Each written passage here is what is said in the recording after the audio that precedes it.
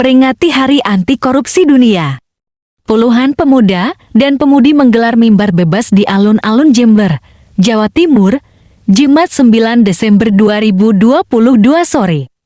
Selama acara berlangsung, pemuda yang tergabung dalam komunitas Komet Pemuda Pemantau Pengadaan Barang dan Jasa PBJ Jember melakukan orasi anti korupsi dengan diiringi musik akustik.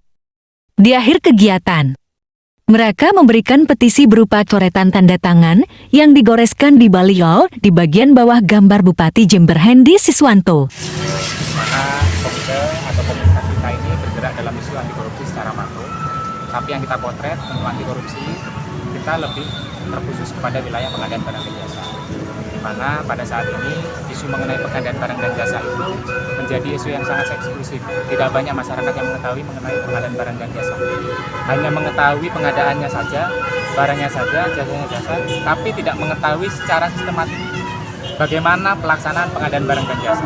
Sehingga menurut kami bahwasanya ketika tidak ada hadiran masyarakat atau kurangnya partisipatif dari masyarakat mengenai pengadaan barang dan jasa, maka di situ menjadi celah adanya korupsi. Selama ini dari kajian yang dilakukan oleh komite sendiri seperti apa? Ya, dalam hal ini kita tidak hanya mengkaji dari pengadaan barang dan jasa saja mengenai korupsi, kita juga mengkaji modus-modus korupsi, kita juga mengkaji penganggaran kabupaten, kita juga mengkaji perencanaan kabupaten, di mana itu menjadi satu kesatuan yang tidak bisa terpisahkan dari pengadaan barang dan jasa. Sudah ada temuan nggak selama ini? Beberapa kali yang kita lakukan, ada beberapa temuan yang sudah kita lakukan. Cuman sebagai titik tekan bahwasanya temuan yang kita lakukan ini kita butuh klarifikasi dari pemerintah juga, karena kita bukan mencari kesalahan dari pemerintah, tapi ketika sudah kita temukan bahwasanya ini berbasis dari masyarakat sipil kita temukan, maka ayo kita dorong bersama-sama untuk terjadi perubahan yang lebih baik lagi.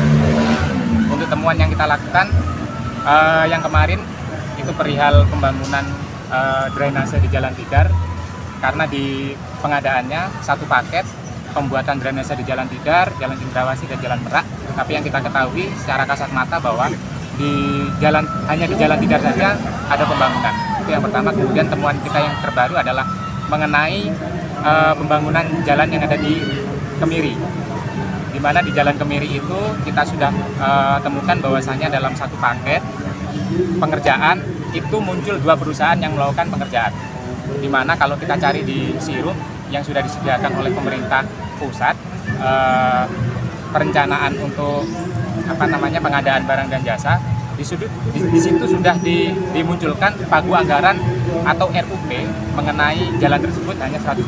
Tapi nyatanya ketika kita melihat, kita menelusuri dari LPSI Kabupaten dan juga AMEL Kabupaten, kita menemukan bahwasanya di situ ada dua pengerjaan sekaligus, di mana nilainya ketika dua itu dijadikan satu di atas 300 juta.